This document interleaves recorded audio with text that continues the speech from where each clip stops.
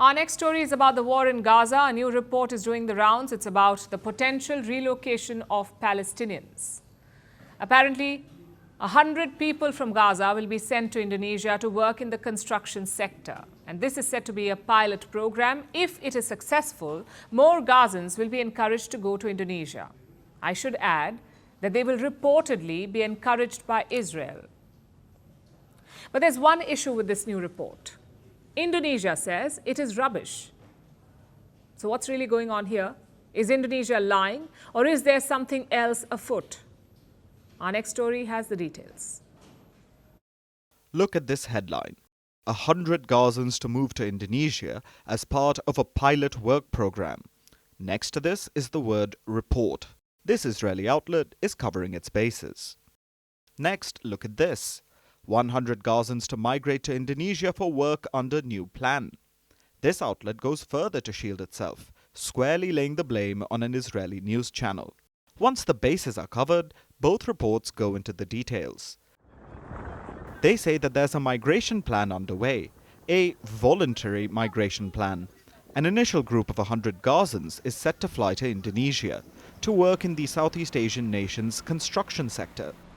This is apparently a pilot. If it's successful, thousands of Gazans will be encouraged to voluntarily move to Indonesia, and they may potentially decide to permanently resettle there.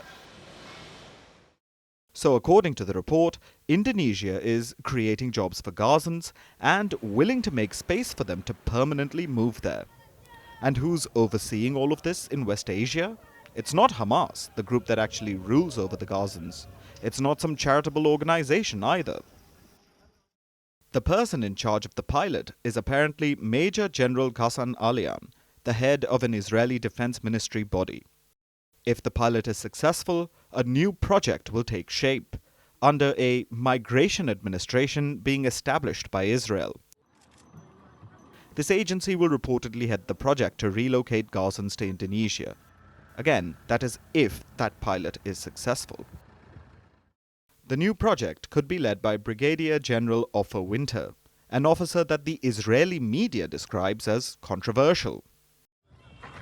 All of this probably sounds dystopian. It raises a lot of questions. First, is something like this legal? According to international humanitarian law, this could constitute ethnic cleansing. If that's the case, then why is Indonesia agreeing to this? Well, reports say it hasn't. Jakarta says it has neither discussed the matter with any party nor heard related information. This isn't the first time Indonesia has had to offer such a clarification. Something similar happened in January, around the time US President Donald Trump was about to get sworn in. His envoy to West Asia, Steve Witkoff, was reportedly thinking about the same thing, sending Gazans to Indonesia. So it could be rebuilt into, as Trump put it, the Riviera of the Middle East. Indonesia was questioned about the relocation of Gazans back in January as well. It categorically rejected the idea back then, and it's rejecting the new reports as well. So why do these reports keep surfacing? One possibility is that Jakarta is lying, but that would be political suicide. Palestinians have widespread support in Indonesia, so any government aiding their displacement would risk getting kicked out. The other option is that Israel is spreading these stories, perhaps to normalize the idea or to create panic.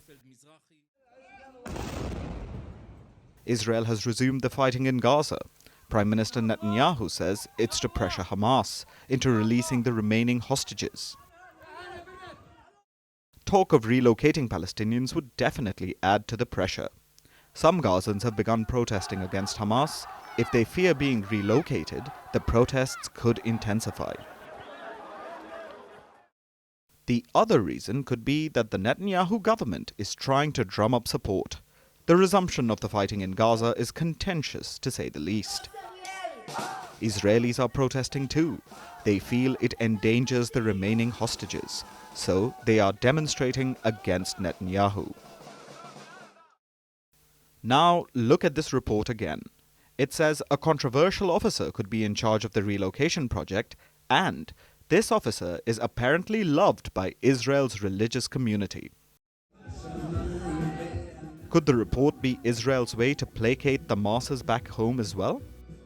There are a lot of reasons for Israel to create a buzz around the relocation plan, but there's only one thing we know for sure. The relocation of Palestinians will always be a red line, and crossing it is bound to lead to more bloodshed. Greeting you with aloha and namaste. I love India. Presence, occupation of a territory by another country pertains to India, what we saw in Kashmir. How do you see Trump's America? Yes, the current administration behaves differently from the previous administration.